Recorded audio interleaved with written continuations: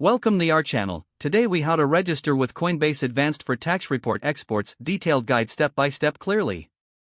To begin, open your web browser and go to the Coinbase website. Log into your Coinbase account using your credentials. Once logged in, navigate to the dashboard. Locate the settings option, usually found in the menu. Click on Settings to access your account preferences.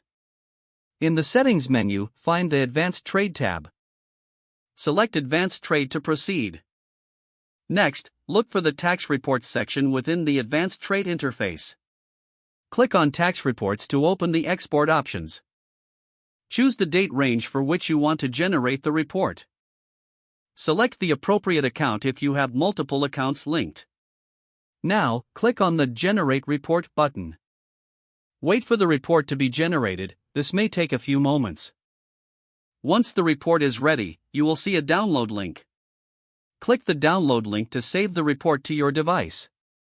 Check the downloaded file to ensure it contains the correct information. You have successfully registered with Coinbase Advanced for tax report exports.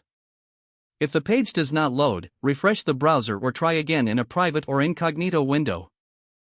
Make sure you are using the correct email address, then retype it carefully to avoid small typos. If your password is not accepted, use the reset option and create a new strong password you can remember. Check your spam folder for verification or security emails, then complete any requested confirmation steps. Enable two-factor authentication if available to improve account security and reduce unauthorized access risk. After signing in, review your profile details so your contact information and settings are accurate and current.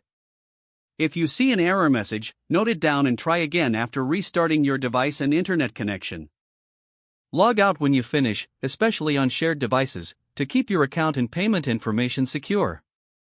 If the page does not load, refresh the browser or try again in a private or incognito window.